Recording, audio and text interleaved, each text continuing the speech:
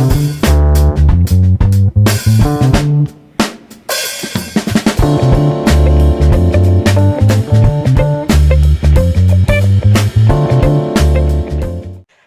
Guys, welcome back to my channel. आज हम बात करने वाले हैं साइंस 1 के 8 चैप्टर की, that is metallurgy.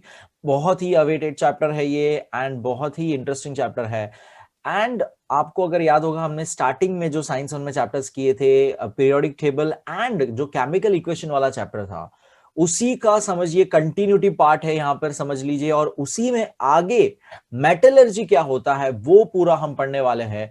So I would suggest you, अगर आपने अभी तक वो वीडियोस नहीं देखे या वो चैप्टर नहीं किया है, या बहुत समय हो गया आपको वो चैप्टर करके और आपको याद नहीं है वो बेसिक्स केमिकल इक्वेशंस वाला चैप्टर में जो भी मैंने सिखाया था, एंड पीरियोडिक टेबल वाले चैप्टर में जो भी मैंने सिखाया था, ये सारी चीजें आपको अगर क्लियर है तो आज का चैप्टर जो है वो आपको पूरा लिंक ज्यादा इजीली और ज्यादा बेटर वे में समझ में आएगा।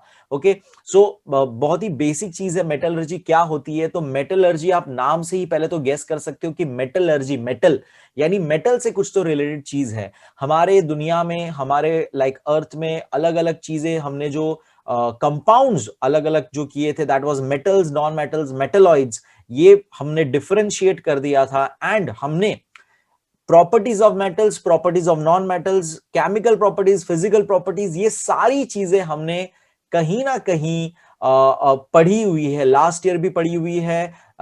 मैंने भी आपको लाइक दूसरे जो चैप्टर्स जो हमने किए अभी तक कवर, उसमें मैंने आपको बताया कितनी बार कि फिजिकल प्रॉपर्टीज, ये सब मेटल्स वगैरह क्या है। वही चीज आज हम फिर से एक बार समझो पूरा रिवाइज करेंगे, और फिर मेटलर्जी के कंसेप्ट में ये सारी चीज कैसे काम आती है वो हम देखेंगे।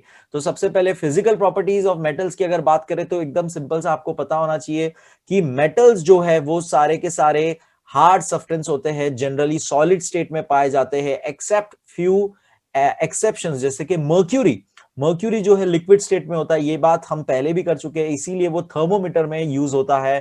थर्मोमीटर में मर्क्यूरी लिक्विड स्टेट में होता है। एंड एज यू रिमेंबर कि चीजें एक्सपांड होती है on heating, expands on heating, ये चीज भी मैं आपको सिखा चुका हूं। तो मर्क्यूरी जो है, हमारा बॉडी टेम्परेचर वो हीट होता है, और मर्क्यूरी एक्सपांड होके वो थर्मोमीटर में आगे बढ़ता है और हमें एक टेम्परेचर देता है, जिससे डॉक्टर को पता पड़ता है कि हमारा कितना टेम्परेचर है। सो ये सारे प्रैक्टिकल यूजेस। एंड दूसरी प्रॉपर्टीज अगर मेटल्स की बात करें, अगर फिजिकल प्रॉपर्टीज की बात करें, तो दे आर सोनोरस। सोनोरस यानी कि उन्हें स्ट्रक करने पर, उनके ऊपर मारने पर साउंड क्रिएट होता है, इसीलिए बेल्स जो होते हैं, लाइक स्कूल बेल्स बोलो, मंदिर के बेल्स जो है उसकी बात कर रहा हूं मैं, not electrical bells, school bells and या मंदिर के बेल्स। तो वहां पर हम जो टंग टंग टंग टंग टंग टंग, तो ये साउंड क्रिएट कर पाना, ये भी उसकी एक प्रॉपर्टी है। फिर जो शेप में हमें चाहिए वो शेप में हम ला सकते हैं। तो फ्लैट शीट्स उसका बना देना, पेपर की तरह फ्लैट शीट्स बनाना मेटल्स का, उसे मेलिएबिलिटी प्रॉपर्टी कहते हैं। और उसी चीज से बाद में वायर, थिन वायर जैसा शेप देना, उससे डक्टाइल, डक्टाइल प्रॉपर्टी कहते हैं। तो ये कुछ प्रॉपर्टीज है जो आप पहले भी ये सारे नाम सुन चुके होंगे। वही चीजें हम पहले आज रिवीजन करेंगे एक तरह से। पूरा आधा चैप्टर वो है और आधा चैप्टर मेटलर्जी के बारे में पूरा है। ओके, दो पार्ट्स में ये चैप्टर करने वाले हैं। सो पहला हम let's start the topic metallurgy. Earth was born about 4.5 billion years ago. Various formative processes have been taking place in the core of the Earth and its surroundings since its creation till today.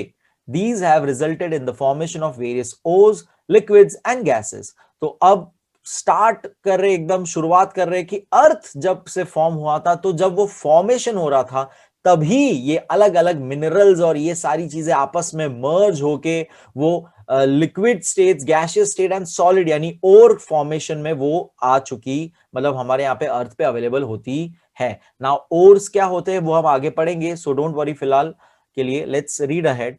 The substances around us are in the form of some or the other elements or their compounds. In the beginning, elements were classified in accordance with their chemical and physical properties into the types metals, non-metals, metalloids, and these are even used today. You have studied their characteristics in the last standard. We are going to get more information about them in this lesson.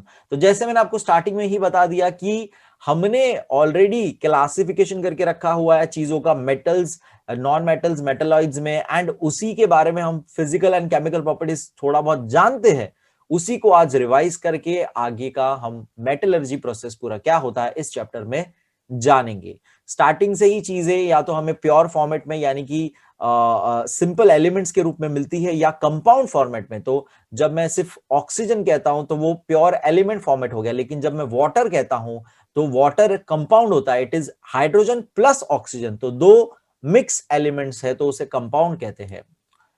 सबसे पहले आपको दिया है physical properties of metals क्या होता है। तो already मैंने जैसे आपको बताया फिजिकल प्रॉपर्टीज, खाली ये सिर्फ रीड करेंगे। Metals exist mainly in solid state, तो सबसे पहले वही बोला कि metals mostly, mainly, generally solid state में होते हैं। Metals namely mercury and gallium, तो एक्सेप्शन केस जो मैंने आपको बताया था, तो मर्क्यूरी और गैलियम दोनों ही exist in liquid state at room temperature.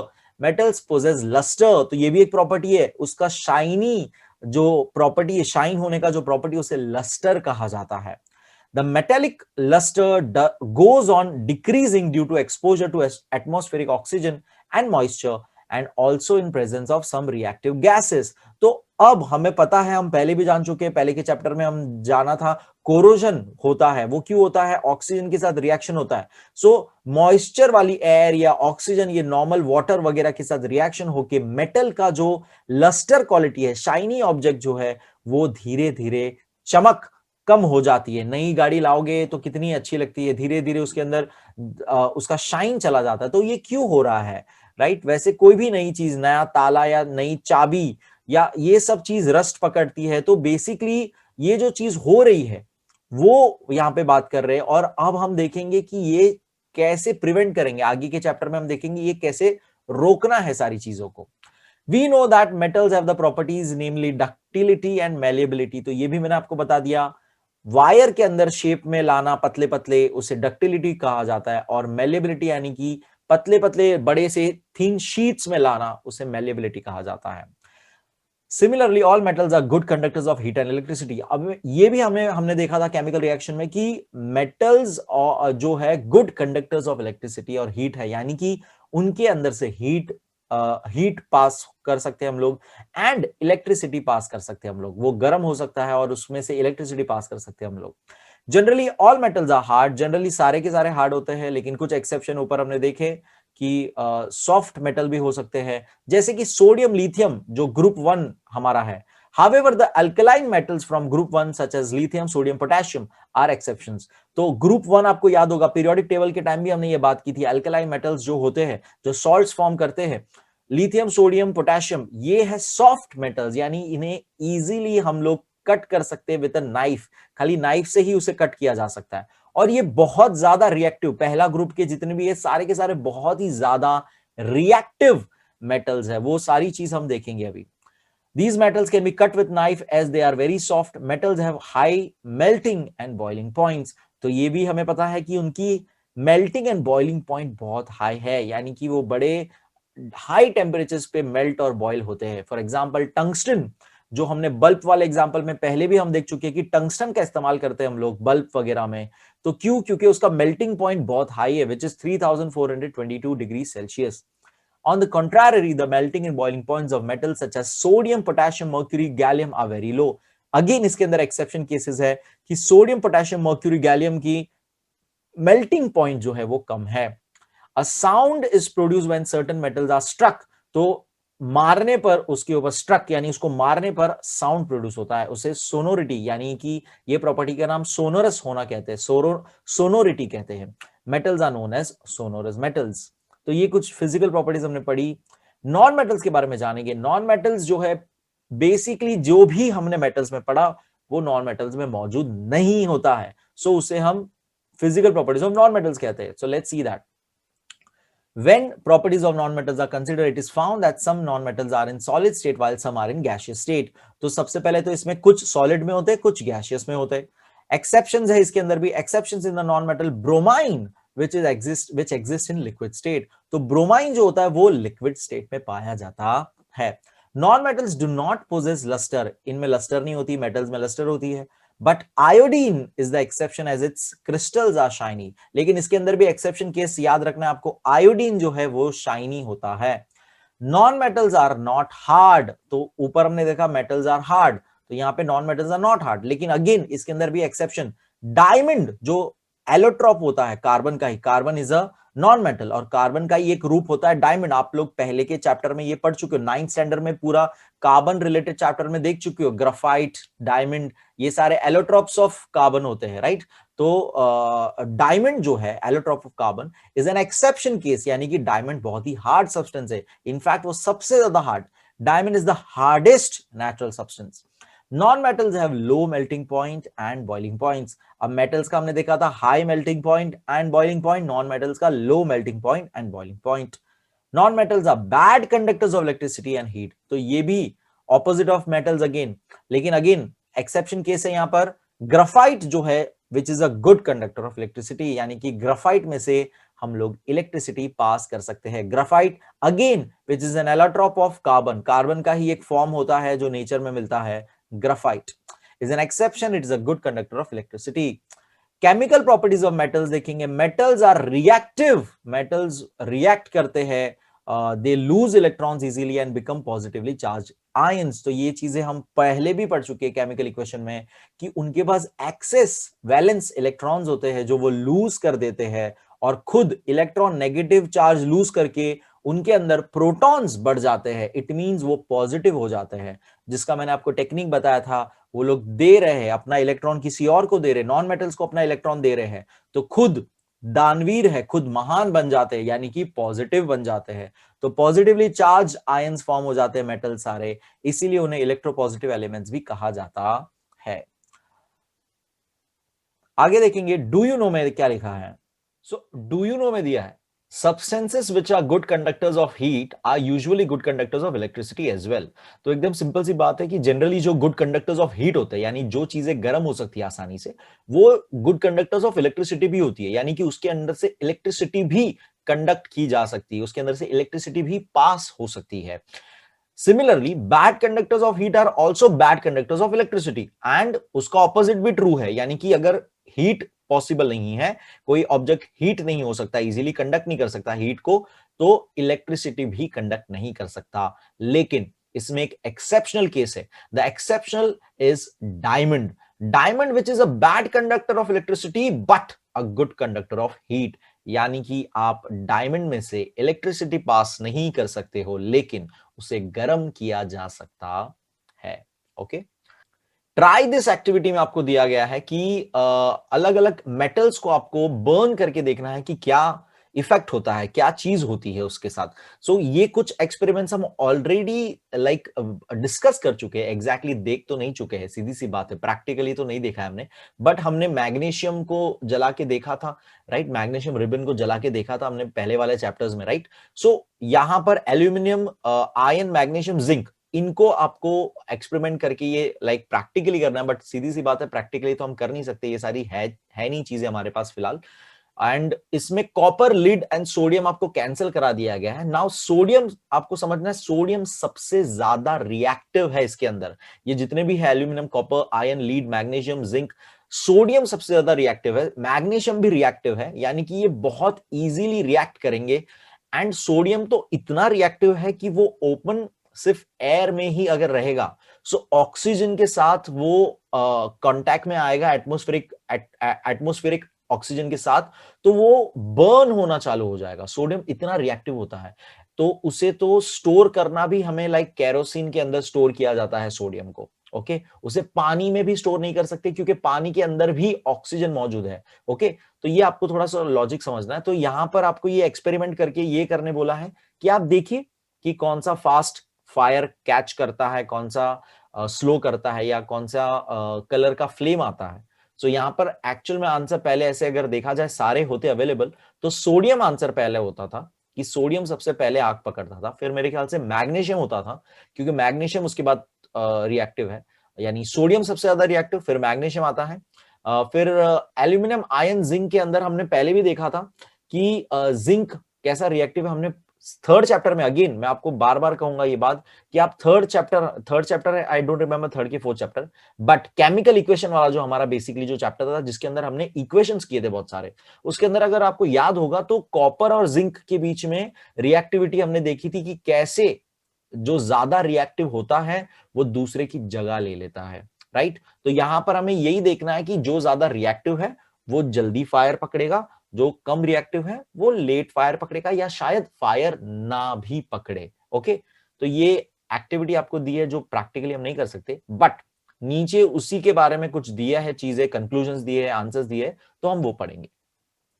So reaction of metals, तो मेटल्स के अलग अलग रिएक्शन, सबसे पहले हम देखेंगे reactions of metals with oxygen.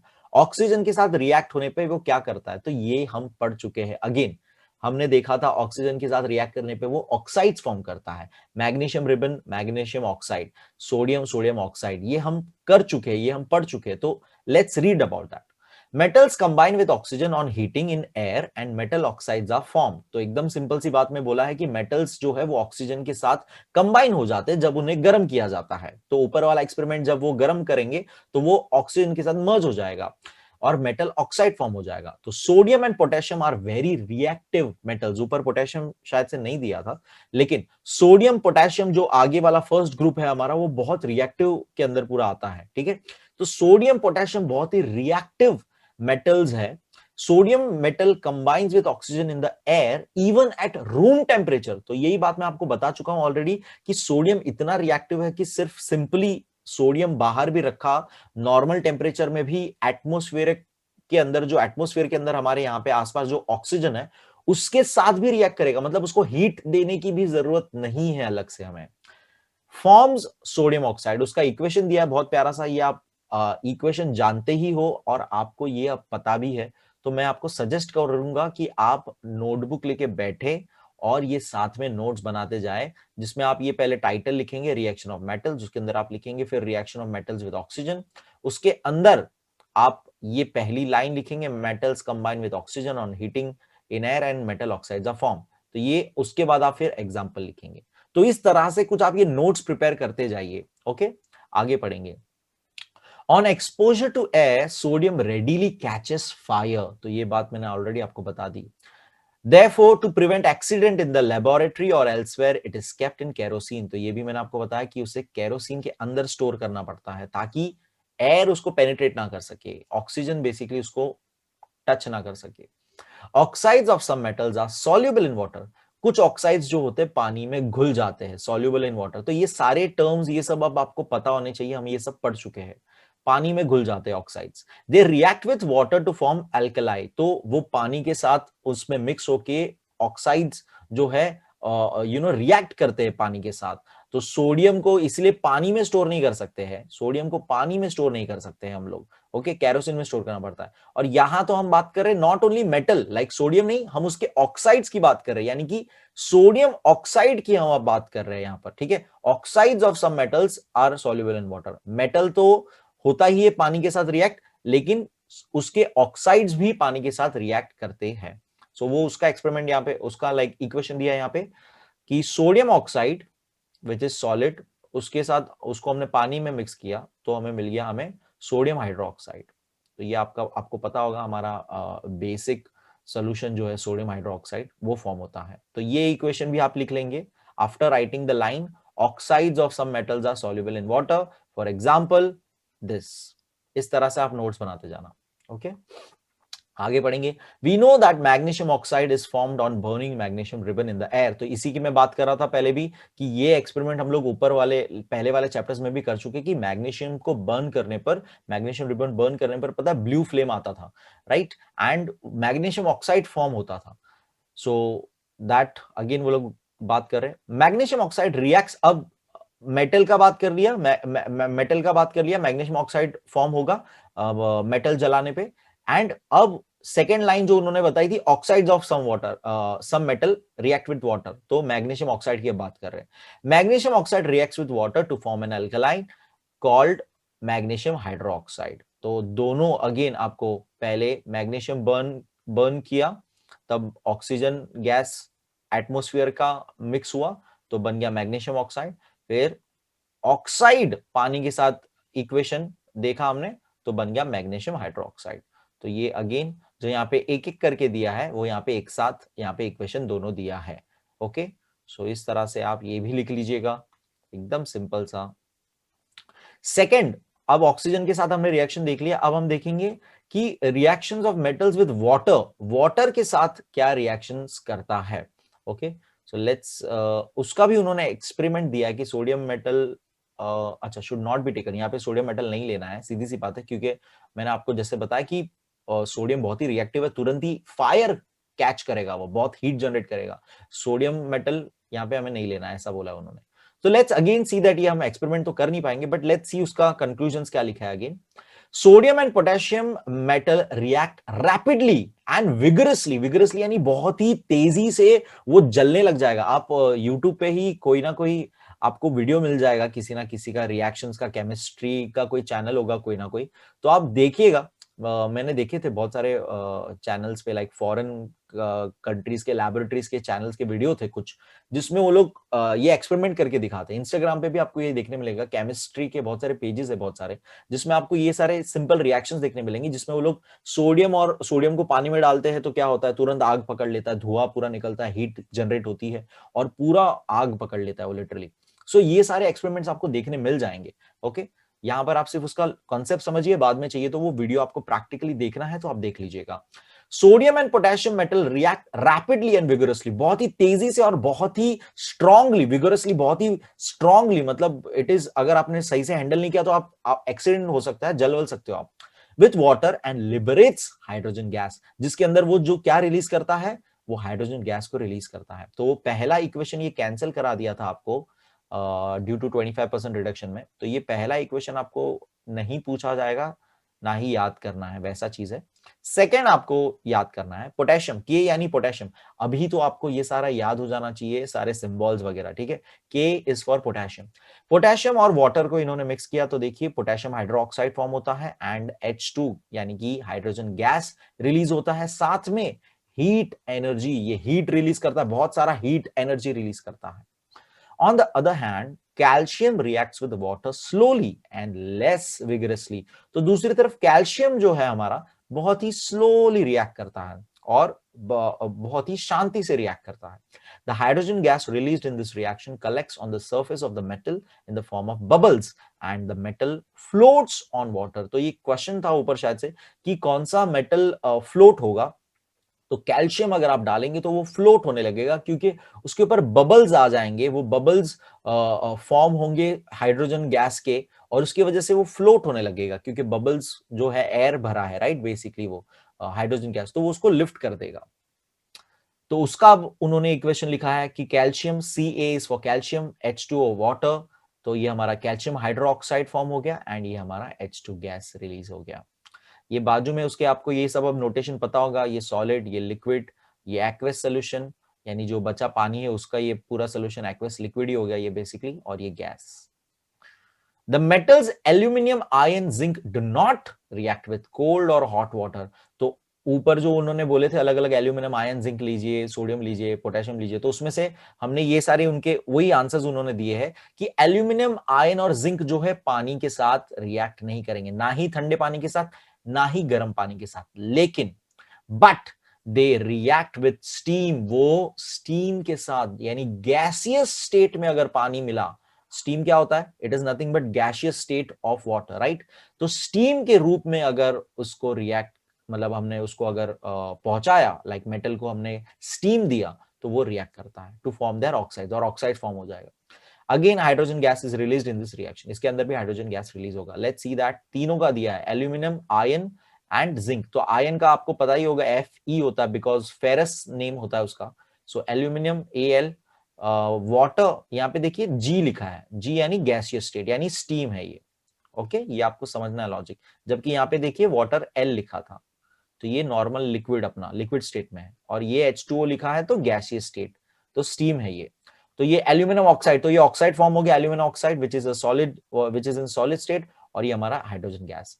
Ion and again steam gives us iron oxide and hydrogen gas. Zinc and steam gives us zinc oxide and hydrogen gas. ये भी तीन आप लिख लीजिएगा, बहुत आसान, बहुत ही सिंपल।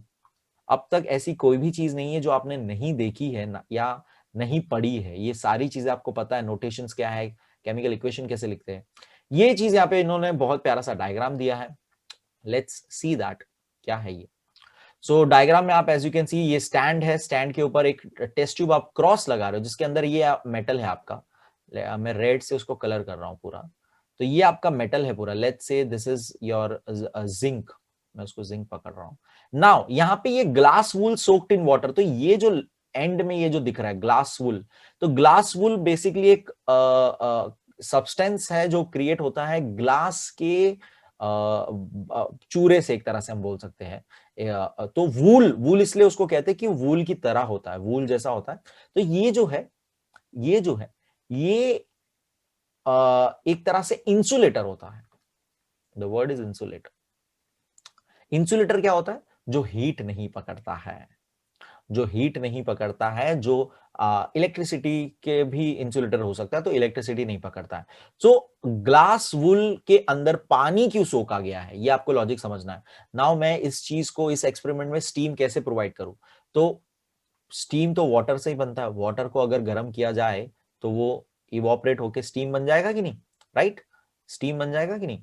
तो अब वो वाटर मैं ग्लास वूल के अंदर सोक कर लेता हूं, यानी कि उसके अंदर एक समझो स्पंज, स्पंज जैसा एक मटेरियल होता है ग्लास वूल, समझ लो। उसके अंदर पानी सोक लिया गया है, ठीक है।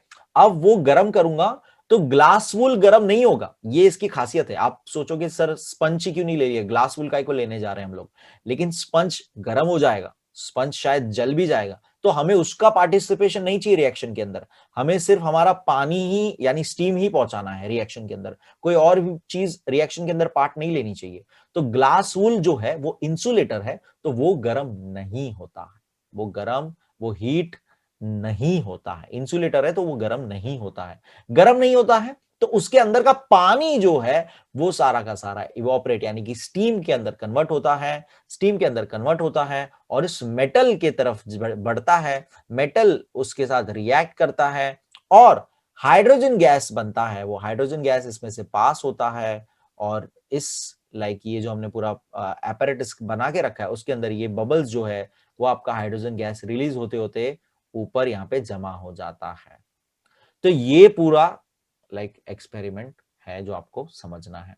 ओके, तो इस तरह से हम वो ये करते हैं स्टीम वाला एक्सपेरिमेंट। तो ये भी आप बनाइएगा, थोड़ा नेमिंग वगैरह अच्छे से करके मजा आएगा आपको करने में ये। Let's read ahead. सो हमने वाटर के साथ भी देख लिया।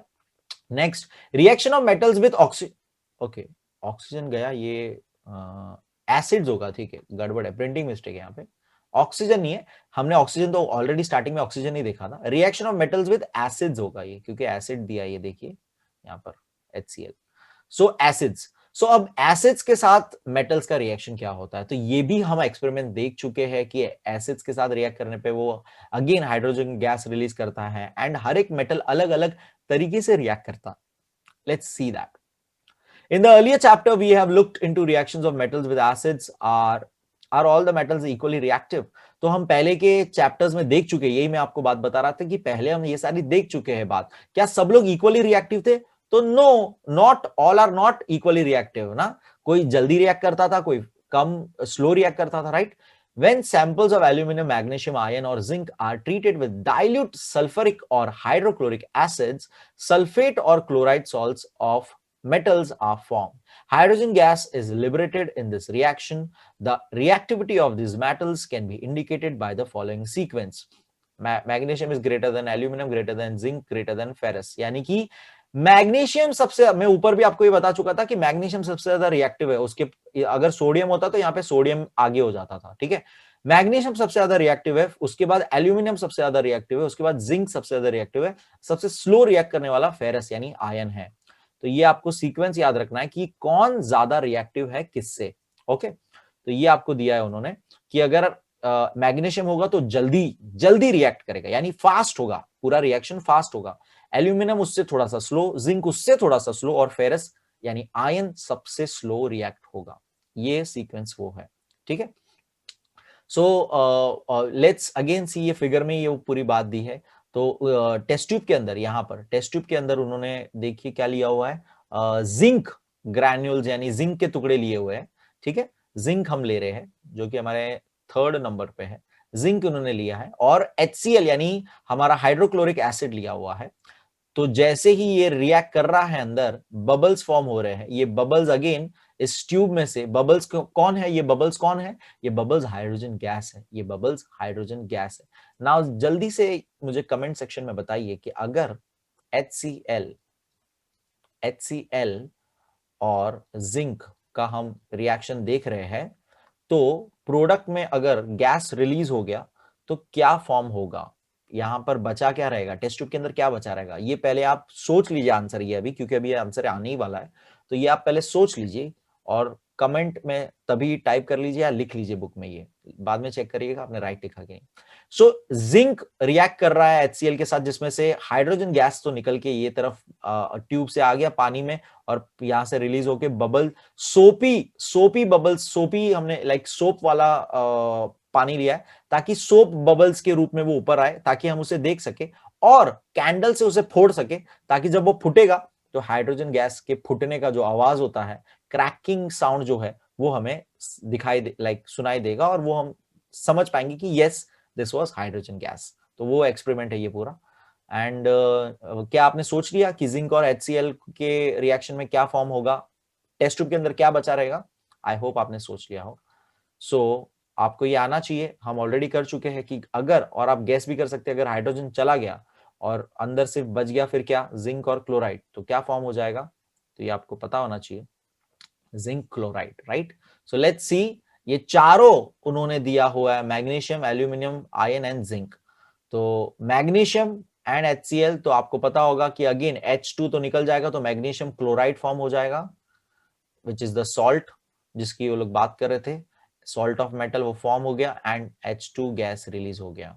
ओके, फिर एल्यूमिनियम एंड HCl, तो अगेन एल्यूमिनियम क्लोराइड सॉल्ट और ये H2 आपका गैस, आयन एंड HCl, तो आयन क्लोराइड आपका सॉल्ट और ये H2 गैस, और जिंक जो एक्सपेरिमेंट ऊपर हमने देखा तो ये रहा जिंक क्लोराइड और H2 निकल गया। तो बहुत ही आसान था, आपको ये समझना था लॉजिक कि क्या फॉर्म होगा, ये सॉल्ट फॉर्म, कौन सा सॉल्ट फॉर्म होगा, ये क्वेश्चन मैंने आपको पूछा था अभी, एंड आई होप आपको ये समझा था एंड आपने आंसर सही दिया होगा। So that was the reaction with acids. Now reaction of metals with nitric acid. Okay, अब नाइट्रिक एसिड के साथ उसका थोड़ा अलग तरीके से रिएक्शन है, तो वो देखते हैं। Nitrate salts of metals are formed on reaction of metals with nitric acid. तो नाइट्रेट सॉल्ट्स फॉर्म होता है, यानी कि नाइट्रेट सॉल्ट यानी कि जिसके अंदर नाइट्रोजन इन्वॉल्व है उसे नाइट्रेट सॉल्ट्स कहते हैं, ठीक है। तो नाइट्रेट सॉल्ट्स बनते हैं when reacted with nitric acids, various oxides of nitrogen, और ऑक्साइड्स अलग अलग, N2O, देखो ये सारे NO यानी सारे के सारे ऑक्साइड्स है, तो यहां पर N2O, ये इसमें नाइट्रोजन 2 है, ऑक्सीजन 1 है, NO के अंदर नाइट्रोजन ऑक्साइड, NO2 इसके अंदर ऑक्सीजन 2 यानी कि नाइट्रोजन डाइऑक्साइड हो गया ये। ओके, सो ये सब NO के हिसाब से है तो ऑक्साइड्स, ऑक्साइड्स अगर ऑक्सीजन है तो ऑक्साइड बोलते हैं उसे, राइट। तो ऑक्सीजन ऑक्साइड्स तो है ही ये, लेकिन सबके मॉलिक्यूलर फॉर्मूला अलग अलग है। Okay, so are formed in accordance with the concentration of nitric acid, यानी कि अब यहां पर बोल रहे कि कितना कंसंट्रेटेड, यानी कितना मात्रा में, हमने पढ़ा था डाइल्यूट एंड कंसंट्रेटेड, ये भी हम पढ़ चुके हैं सारी चीज, आपको ये सब पता होना चाहिए अभी कि कंसंट्रेटेड एक एसिड क्या होगा, डाइल्यूट एसिड क्या होगा। सो जब कंसंट्रेटेड, ये एक्सपेरिमेंट भी हम लोग ने 3rd चैप्टर में एक देखा था कंसंट्रेटेड डाइल्यूट वाले के अंदर, कि कंसंट्रेटेड जब होता है एसिड तो किस तरह का रिएक्शन होता है और अलग तरीके के हमारे प्रोडक्ट्स फॉर्म होंगे, जबकि डाइल्यूट एसिड जो होगा तो सेम मेटल के साथ ही कैसे अलग प्रोडक्ट आने लगेंगे। तो let's see that, let's test that again. सबसे पहले कॉपर दोनों में कॉपर ही लेना है, ठीक है, एंड दोनों में एसिड भी हमारा नाइट्रिक एसिड ही है, दैट इज HNO3, लेकिन पानी की मात्रा एक में बढ़ा के उसको डाइल्यूट कर दिया गया एक को, तो एक डाइल्यूट है और एक कंसंट्रेटेड है, तो ये फर्क आपको समझना है। देखिए यहाँ पे 4 है, यहाँ पे 8 है, ठीक है। सो यहां पे अब लेफ्ट में देखते हैं क्या फॉर्म होता है। पहले तो फॉर्म हो गया हमारा कॉपर नाइट्रेट, ये पूरा हमारा कॉपर नाइट्रेट फॉर्म हो गया। फिर ये NO2 यानी ऑक्साइड ऑफ नाइट्रोजन है, लेकिन NO2 यानी कि नाइट्रोजन डाइऑक्साइड फॉर्म होता है, गैस नाइट्रोजन डाइऑक्साइड। ओके, जैसे CO2 कार्बन डाई यानी 2 होता है, डाइऑक्साइड होता है, तो ये नाइट्रोजन डाइऑक्साइड और वाटर आता है। अब नीचे जब डाइल्यूट के साथ सेम कॉपर को हमने लिया तब क्या होता है, तो कॉपर नाइट्रेट तो वैसा का वैसा आता है, लेकिन ऑक्साइड चेंज हो गया। देखिए नाइट्रोजन ऑक्साइड आ गया, सिर्फ नाइट्रोजन डाइऑक्साइड की जगह पे नाइट्रोजन ऑक्साइड आ गया। तो ये चेंज आ जाता है जब कंसंट्रेटेड अलग और डाइल्यूट अलग, ये अलग अलग एसिड लेने पर अलग अलग तरह के प्रोडक्ट्स क्रिएट होते हैं। और पानी वैसा का वैसा, जैसा मतलब पानी तो फॉर्म होता ही है, खाली टोटल नंबर चेंज हो गया, अगेन 2 था यहाँ पे 4 हो गया। सो आई होप अगेन आपको ये भी समझ में आ गया। आई विश, आई होप आप लिखते जा रहे हो ये साथ में, वीडियो पॉज करिएगा, लिखते जाना। एक्वा रेजिया, रेजिया है, रेगिया है, I don't really know the pronunciation, but it is what is that. ये क्या होता है, जब हम लोग दो एसिड्स को मिक्स करते हैं तो to melt metals like gold, silver, platinum, ये सारे मेटल्स को मेल्ट करने के लिए हम लोग एक्वा रेजिया फॉर्म करते हैं। तो what is that, hydrochloric acid, let me mark it again, let me read it first. Aqua regia is highly corrosive and fuming liquid. It is one of the few reagents which can dissolve the noble metals like gold and platinum. तो ये few ऐसे reagents है, reagents वो होते हैं जो metals के साथ react करने के लिए यूज किए जाते हैं, ठीक है, reactants में जिसे पुट किया जाता है, जैसे water is a reagent, oxygen is a reagent, वैसे aqua regia is a reagent जिसके अंदर मेटल्स कौन से, गोल्ड और प्लैटिनियम हम लोग यूज करते हैं मेल्ट करने के लिए उसको, ठीक है। Aqua regia is freshly prepared by mixing, freshly prepared बहुत इंपॉर्टेंट चीज है, उसके बारे में हम बताऊंगा आपको मैं। मिक्सिंग कंसंट्रेटेड HCl, यानी HCl, concentrated HCl plus concentrated nitric acid, जो ऊपर हमने देखा था नाइट्रिक एसिड, दोनों एसिड हमने ये देखा, ये दोनों कंसंट्रेटेड रूप में मिलाकर कौन से प्रोपोर्शन में, 3:1, यानी अगर HCl 3 टाइम्स लिया है उतना, तो नाइट्रिक एसिड 1 टाइम उतना लेना है, दैट इज 3:1 प्रोपोर्शन में लेना है। और फ्रेशली प्रिपेयर्ड क्यों लिखा है, क्योंकि ये रिएक्ट करते रहता है और लाइक डिकम्पोज हो जाएगा, अगर वो रखा रहा तो वो अलग ही रिएक्शन टेक हो जाए, मतलब रिएक्शन टेक प्लेस हो जाएगा, इसीलिए हमें वो फ्रेश चाहिए, जैसे ताजा ताजा बना है वैसा चाहिए। तो ये इसका एक स्टोरी ये ऐसा है कि जर्मनी ने जब वर्ल्ड वॉर 2 के टाइम पे, डेनमार्क था मेरे ख्याल से, डेनमार्क के यहाँ पे कब्जा किया था, तो डेनमार्क के केमिस्ट लोग ने लैब में एक्वा रेजिया क्रिएट करके गोल्ड जितना भी था सारा का सारा उसमें लाइक डाल दिया था, एक्वा रेजिया में डाल दिया था, और गोल्ड पूरा का पूरा वो कलर चेंज हो गया था। और जब जर्मन्स वहां पे आते हैं तो उन्हें लगा कि नॉर्मल सा कोई सोल्यूशन है ये, जो उन्हें नहीं समझा, और उन्हें कुछ लाइक गोल्ड हासिल नहीं हुआ। बाद में लेटर ऑन उन्होंने वापस से लाइक डेनमार्क ने वापस से उस एक्वा रेजिया में से पूरा गोल्ड एक्सट्रैक्ट कर लिया था। सो इस तरह से लाइक ये लाइक एक काम आ गई थी उनको ये चीज, chemistry. So that was just an extra information. E, reaction of metals with salts of other metals, तो हमने देखा था ऊपर सॉल्ट फॉर्म हो रहे थे, right, magnesium chloride, zinc chloride, वो सब सॉल्ट थे अलग अलग। तो यहां पर हम देखेंगे अलग अलग सॉल्ट सॉल्यूशंस जो होते हैं, लाइक कॉपर सल्फेट हो गया, आयरन सल्फेट हो गया, अलग अलग मेटल्स के सॉल्ट जो फॉर्म होते हैं उसका रिएक्शन विथ प्योर अलग मेटल, तो वो देखेंगे क्या होता है। ये भी आप एक्चुअली हम लोग पहले के चैप्टर में देख चुके हैं, जिसके अंदर कॉपर और जिंक ने आपस में अपना जगह बदल दिया था, अगर आपको याद होगा, डिस्प्लेस कर दिया था एक दूसरे को। तो लेट्स ओके, प्रोसीजर ये पूरा कैंसल है, मतलब आपको ये नहीं आएगा क्वेश्चन, बट हम ये सिर्फ डायग्राम रिफर करेंगे, डायग्राम में क्या दिया है। तो यहाँ पर एक तरफ I will just explain you what is this. एक तरफ 2 टेस्ट ट्यूब है, सीधी सी बात है, एक में आपने कॉपर सल्फेट लिया है, एक में यहाँ पर इन्होंने कॉपर सल्फेट, आप let me mark this, you can see this CuSO4 copper sulphate लिया है, और एक के अंदर आयन सल्फेट लिया है, एक के अंदर आयन सल्फेट लिया है। नाउ कॉपर सल्फेट के अंदर जो है मेटल वो आयन है, यहां पर अंदर जो मेटल आप देख सकते हो आयन नील, और आयन सल्फेट जो है सोल्यूशन उसके अंदर कॉपर वायर है। तो ये ऑपोजिट चीज आपको टेस्ट करनी है। तो इसमें क्या होता है, इसमें क्या होता है, सो इसमें रिएक्शन में आपको डायरेक्ट बता देता हूं कि लाइक क्या होता है। तो आयन नेल जो है उसके अंदर ही रिएक्शन होता है और वो पूरा सोल्यूशन कलर चेंज हो जाता है। Ion being more reactive, ion being more reactive, हमने ऊपर देखा था आयन इज रिएक्टिव, कॉपर से ज्यादा रिएक्टिव होता है वो। तो आयन जो है वो कॉपर की जगह ले लेता है एंड कॉपर इसके ऊपर पूरा कोटिंग लाइक फॉर्म हो जाता है आयन नेल के ऊपर। तो ये लाइक रिएक्शन होता है इसके अंदर पूरा। Okay, let's read about that. So ये कौन से तरह का रिएक्शन हो गया, ये एक तरह से हमने डिस्प्लेस हो गया, उसने अपनी जगह उससे अपनी जगह से हटा दिया, डिस्प्लेस कर दिया। Reactivity series of metals, we have seen that reactivity of all metals is not same। तो हमने देखा ये पहले से और इतनी बार डिस्कस किया कि रिएक्टिविटी सबकी सेम नहीं होती है। बार बार रिएक्टिविटी मतलब क्या होता है ये पहले भी बात कर चुका हूं, फिर से बता रहा हूं। रिएक्टिविटी मतलब कोई कितना तेजी से या कितना स्लो रिएक्ट करता है। कोई जल्दी रिएक्ट करता है किसी के साथ तो कोई स्लो रिएक्ट करता है, तो उसी चीज को रिएक्टिविटी कहा जाता है।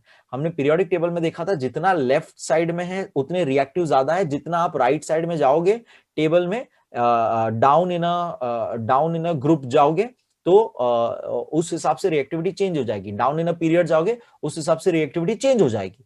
तो ये चीज हम ऑलरेडी पढ़ चुके हैं। तो रिएक्टिविटी यहां पर हम देख रहे हैं अलग अलग की आयन और कॉपर की। However, the reagents oxygen, water and acids are not useful to determine the relative reactivities of all the metals। अब ये लोग कह रहे ऊपर हमने क्या चेक किया, हमने ऑक्सीजन में चेक किया, हमने वाटर में चेक किया, हमने एसिड्स में चेक किया, सब में हमने अलग अलग मेटल के साथ चेक तो किया, लेकिन उसमें मैं एग्जैक्टली टाइमिंग या आपस में दोनों का जो रेट ऑफ रिएक्टिविटी था जिसे हम रिलेटिव रिएक्टिविटी, रिलेटिव यानी दो जन के बीच में रिलेट करना है, तो मैं जो दो जन के बीच में रिलेट करना चाहता हूं वो मैं नहीं कर पाता था ऑक्सीजन वाटर या एसिड्स के साथ। लेकिन मैं जब सॉल्ट्स यानी सॉल्ट सॉल्यूशंस के अंदर, मेटल सॉल्ट सॉल्यूशंस के अंदर मेटल को टेस्ट करता हूं तो उसके अंदर मैं परफेक्टली देख सकता हूं कौन किसको डिस्प्लेस करेगा। उसके बेस पे मैं डायरेक्ट बोल सकता हूं कि iron is more reactive than copper. तो ये जो हमने ऊपर जैसे बनाया था magnesium greater than zinc greater than aluminium, ये जो हमने वो बनाया था तो उसके अंदर मुझे अब पता पड़ गया कि iron is greater than copper, यानी iron is more reactive than copper always, ऐसा। सो ये डिस्प्लेसमेंट रिएक्शन लेकर मैं हमेशा ये चेक कर सकता हूं। So let's read that.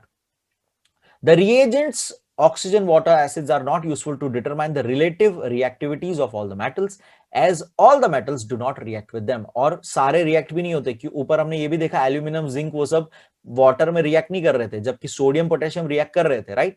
तो सब लोग हर एक में रिएक्ट भी नहीं करते। The displacement reaction of metals with solutions of salt of other metals serves this purpose। तो हमारा काम कौन करता है, तो डिस्प्लेसमेंट रिएक्शन जो होता है, जो मेटल्स के सॉल्ट्स के सॉल्यूशन के अंदर दूसरे मेटल्स का रिएक्शन जो होता है वो उससे हम टेस्ट कर सकते हैं। If a metal A displaces another metal B from the solution of its salt, then it means that the metal A is more reactive than metal B। तो लेट्स से ऊपर वाला एग्जांपल जो अभी यहाँ पे हुआ, आयन, मैंने आपको बोला आयन इज, मैं लिखता हूं यहाँ पे ion is more reactive than copper. तो इसको आयन को हमने किसमें रखा था, यहां पर I am just naming this as a वाला टेस्ट ट्यूब और ये बी वाला टेस्ट ट्यूब। तो आयन को हमने ए वाले टेस्ट ट्यूब में रखा था, आयन नेल को, जिसके अंदर सोल्यूशन कौन सा था, सॉल्ट सोल्यूशन किसका था, कॉपर का सॉल्ट सोल्यूशन था, राइट, कॉपर सल्फेट था। सो उसने क्या किया, आयन बीइंग मोर रिएक्टिव, उसने कॉपर की जगह ले ली और कॉपर को डिस्प्लेस कर दिया। तो ये कॉपर लाइक कॉपर बच जाएगा, यानी कॉपर फॉर्म हो जाएगा एंड आयन सल्फेट यहां पे आ जाएगा पूरा, ठीक है। तो यहां पे मेटल ए आपका आयन हो गया, displace is another metal that is, displace करता है कॉपर को from its solution of the salt, it means ion is more reactive than copper, ऐसा इसका मीनिंग होता है। Let's read ahead. वही बात लाइक लिख के दिखाइए, लाइक एरो फॉर्मेट में, इक्वेशन फॉर्मेट में, metal A plus salt solution of metal B. तो यहां पर अगर मैं अपने आयन का ये बात लिखूं जो हमने अभी किया, तो ion plus salt solution copper sulphate SO4 gives me ion sulphate plus copper. तो ये हो जाएगा, आयन ने कॉपर की जगह ले ली, आयन ने, ये रिएक्शन आप पहले भी देख चुके हो, ये हमने किया था पहले के चैप्टर्स में भी, तो ये आपको पता होना चाहिए, डिस्प्लेसमेंट रिएक्शन है ये। आयन बीइंग मोर रिएक्टिव, उसने कॉपर की जगह ले ली और आयन सल्फेट उसमें अंदर फॉर्म हो गया एंड कॉपर के पार्टिकल्स सॉलिड फॉर्म में फॉर्म हो गए उस आयन नेल के ऊपर। So metal A salt solution of metal B gives us salt solution of metal A and metal B. Answer from your observation the previous activity 8.4 which metal is more reactive, copper or iron? तो ये मैंने आपको already बता दिया, iron is more reactive. In the previous activity iron has displaced copper, तो यही बात फिर से उन्होंने भी आंसर लिखा है कि iron has displaced copper from copper sulfate. It means that metallic iron is more reactive than metallic copper. तो यही बात लिखी है जो मैंने आपको ऑलरेडी बता दी। तो ये आपको टेबल, रिएक्टिविटी सीरीज का पूरा टेबल दिया हुआ है, ऊपर जितनी चीज जा रही है रिएक्टिव है ऊपर, और यहाँ पे एक तरफ लेफ्ट साइड में, लेट्स थोड़ा इसको रीड करते हैं। लेफ्ट साइड में आपको दिया है सब अलग अलग metals, potassium, sodium, lithium, calcium, ये सबसे ज्यादा जो रिएक्टिविटी सबसे ज्यादा जिसकी ज्यादा है और जो सबसे कम रिएक्ट होता है तो वो गोल्ड, देखो नीचे गोल्ड दिया हुआ है, राइट। सो जैसे जैसे नीचे जा रहे रिएक्टिविटी कम होती जा रही, तो magnesium, aluminium, zinc, ion, tin, lead, copper, तो ये भी हमने देखा आयन की रिएक्टिविटी कॉपर से ऊपर होनी चाहिए थी, ज्यादा है, राइट। तो ये अब भी ऊपर हमने ये वाला देखा था, राइट। तो ये सारी चीजें लाइक ऊपर से नीचे आपको ये समझना है, जैसे जैसे ऊपर जा रहे रिएक्टिविटी बढ़ रही है, जैसे अगर नीचे जा रहे तो रिएक्टिविटी कम हो रही है। तो ये हायर टू लोअर रिएक्टिविटी, और ये इतने सिर्फ पानी में रिएक्ट करते हैं, ये पूरे के पूरे जितने हैं वो पूरे एसिड्स में रिएक्ट करते हैं, ये पूरे के पूरे ऑक्सीजन में भी रिएक्ट करते हैं, और ये ऐसे करके उन्होंने वो एरो उतना उतना दिया है। Let's read. Scientists have developed the reactivity series by doing many experiments of displacement reaction. तो साइंटिस्टों ने ये सब कैसे बनाया कि ये पोटेशियम सबसे ज्यादा, सोडियम, फिर लिथियम बाद में, कैल्शियम बाद में, फिर मैग्नीशियम, फिर एल्यूमिनियम, ये कैसे बनाया? तो उन्होंने हर एक का बार बार एक्सपेरिमेंट्स करके दो दो एट अ टाइम लेकर उन्होंने ये एक्सपेरिमेंट किया और देखा कौन किसको डिस्प्लेस करता है, कौन सा सॉल्ट सोल्यूशन, कौन सा मेटल कौन से सॉल्ट सोल्यूशन में किसको डिस्प्लेस करता है, उस बेस पे उन्होंने ये पूरा चार्ट बना के रखा है। The arrangement of metals in the increasing or the decreasing order of reactivity is called the reactivity series. इसी को reactivity series कहते हैं। ये लिख के रख लेना आप, इतना आपको इतना सीक्वेंस याद होना चाहिए। Metals are divided into the following groups according to their reactivity. Highly reactive metals, तो ऊपर वाला है highly reactive metals, moderately reactive metals, बीच वाला है moderately reactive metals, and last वाला है मेरे ख्याल से less reactive metals, तो ये less reactive metals हो गया। So ऐसा उन्होंने ये पूरा बना के रखा है। तो let's read ahead. Reactions of metals with non-metals. Now अब metals का non-metals के साथ reaction की बात करेंगे। Noble gases like helium, neon, argon do not take part in chemical reactions. तो आपको ये पता होना चाहिए कि ये लोग chemical reaction में part क्यों नहीं लेते। जल्दी से सोचो कि हीलियम, नियॉन, आर्गन जो नोबल गैसेस है मेरे, ओके, जो पीरियोडिक टेबल में 18th हमारा जो पूरा पीरियड था, ग्रुप था, सॉरी 18 ग्रुप जो था, वो नोबल गैसेस का जो पूरा ग्रुप था, वो रिएक्शन, केमिकल रिएक्शन में पार्ट क्यों नहीं लेते हैं? क्यों क्यों क्यों? क्योंकि उनका इलेक्ट्रॉनिक कॉन्फ़िगरेशन पूरा कंप्लीट है, क्योंकि वो स्टेबल है, इसलिए उन्हें नोबल, सबसे बड़े, सबसे ऊपर, सबसे महान नोबल गैसेस कहा जाता है। स्टेबल है, उनका इलेक्ट्रॉनिक कॉन्फ़िगरेशन फुल है, उनका जो आउटर शेल जो है, ऑर्बिट जो है, वो कंप्लीटली फिल्ड है, राइट? और इसलिए वो केमिकल रिएक्शन में पार्ट नहीं लेते हैं। So far we have seen from the reactions of metals that cations are formed by oxidization of metals. तो हमने देखा था कि cations are formed by oxidation of metals, यानी इसका मीनिंग क्या होता है? ये पूरा लाइन एक्चुअली आपको खुद ही समझ जाना चाहिए अभी, क्योंकि ये सारे टर्म्स आपको मैं समझा चुका हूं। ऑक्सीडाइजेशन ऑफ मेटल यानी क्या? यानी मैग्नीशियम जो है वो ऑक्सीजन के साथ मिल रहा है, यानी मैग्नीशियम ने अपना एक इलेक्ट्रॉन जो है ऑक्सीजन के साथ, ऑक्सीजन को दे दिया, oxygen which is a non metal, magnesium which is a metal, तो अपना एक ऑक्साइड, ये ऑक्साइड फॉर्म होने में अपना एक इलेक्ट्रॉन मैग्नीशियम ने दे दिया, राइट? तभी जाके वो कैटायन यानी पॉजिटिवली चार्ज बन गया। कैटायन यानी पॉजिटिवली चार्ज, ये सब आई होप आपके पास नोट्स ऑलरेडी है एंड आई होप आपने लिख के रखा है, नहीं लिखा है तो अभी लिख लो। Positively charged cations are positive charge, और दूसरे होते हैं anions which are negative charge, which are negatively charge. तो यहाँ पे ऑक्सीजन एनायन का काम हो गया, ओके। सो ये लाइन अब क्या लिखी है जो आप मैंने आपको एक्सप्लेन की, we have seen from the reaction, हमने मेटल्स के रिएक्शन में देखा कि कैट आयंस कैसे बनते हैं, पॉजिटिव चार्ज वो कैसे बनते हो, ऑक्सीडेशन करके। ऑक्सीडेशन प्रोसेस याद है, रिडक्शन ऑक्सीडेशन, अगेन पहले के चैप्टर्स में किया था। ऑक्सीडेशन क्या होता है, combining with oxygen, losing electron और पॉजिटिव बन जाना खुद ही। ओके, सो यहां पर वो ऑक्सीजन के साथ मर्ज हो रहा है, it is losing one of its electron, और वो इलेक्ट्रॉन लूज कर रहा है, उसका एक नेगेटिव पावर कम हो रहा है, पॉजिटिव पावर बढ़ रहा है, इसीलिए वो पॉजिटिव बनता है, पॉजिटिवली चार्ज्ड बनता है, जिसे हम कैटायन कहते हैं। कैटायन क्यों कहते हैं ये भी मैं बता चुका हूं, आगे भी शायद आएगा तब पढ़ेंगे। सो if we look into the electronic configuration of some metals and non-metals, it will be seen that driving force behind a reaction is to attain the electronic configuration of the nearest noble gas with complete octet।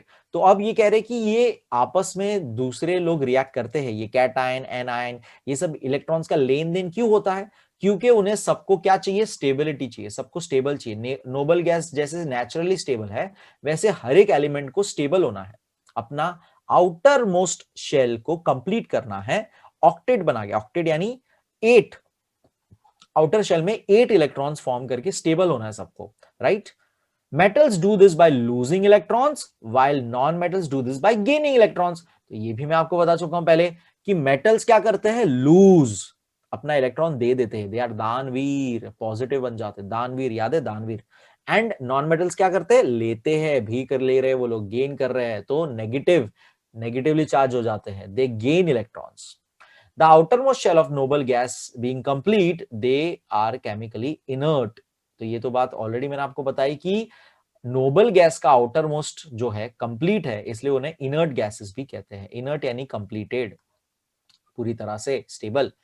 You have seen in the last standard that the ionic compound sodium chloride is formed as sodium metal gives away 1 electron while non-metal chlorine takes up 1 electron.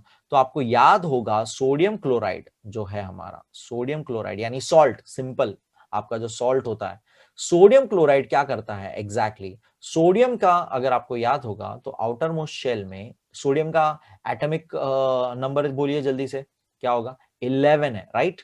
So 2, 8 and 1, तो outer most shell में 1 है बाकी, right. तो ये sodium being a metal give away करेगा, ठीक है, तो सोडियम Na+ बनेगा।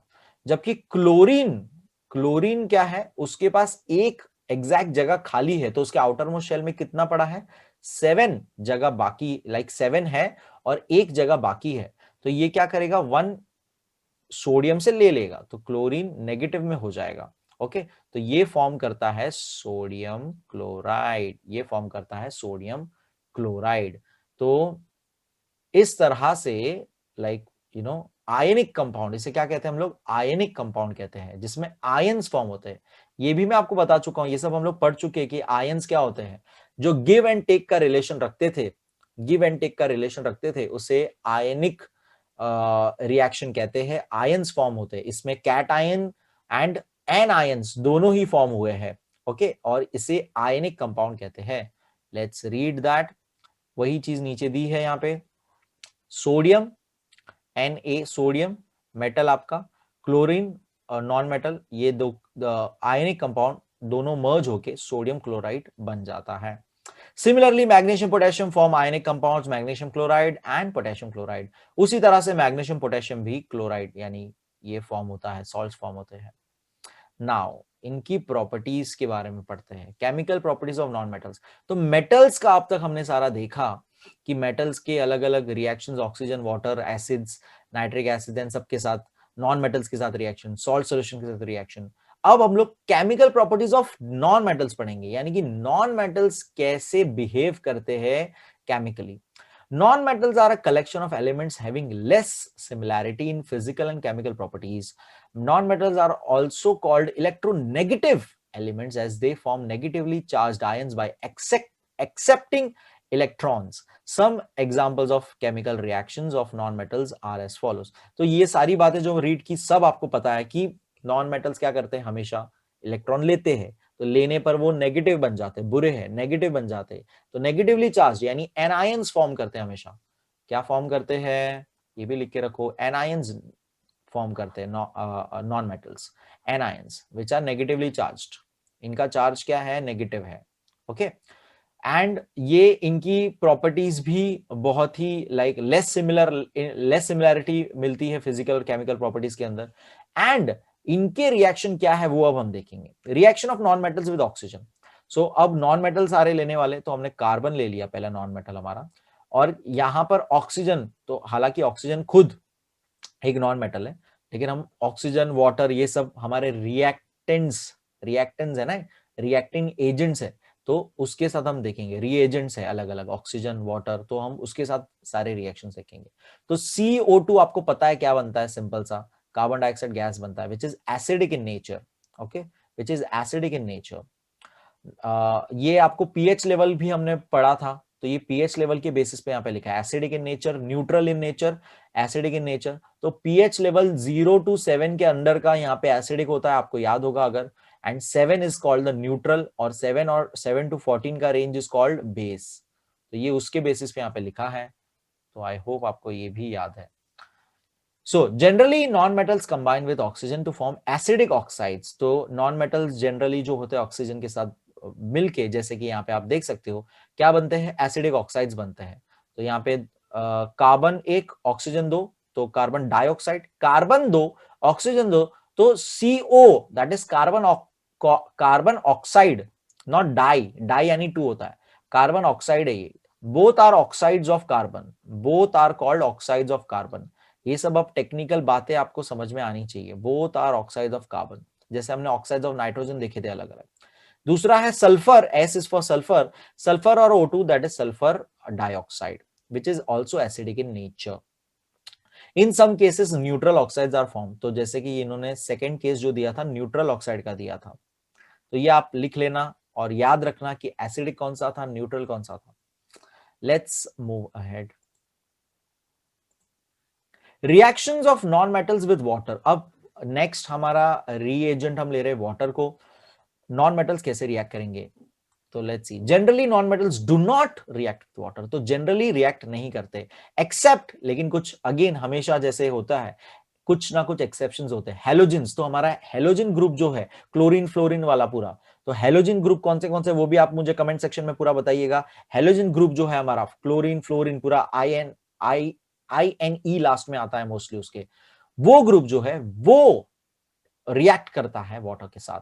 तो यहाँ पे हमने क्लोरीन का एग्जांपल लिया, क्लोरीन डिसॉल्विंग इन वाटर, तो ये तो आपको पता ही होगा, स्विमिंग पूल में हम लोग chlorine gas like chlorine mix करते हैं स्विमिंग पूल्स में, या नॉर्मल ड्रिंकिंग वाटर जो प्रोसेस होता है लाइक प्योरिफिकेशन प्रोसेस होता है, उसमें भी क्लोरीन ट्रीटमेंट एक प्रोसेस होता है जिसके अंदर जर्म्स मारने के लिए वो किया जाता है।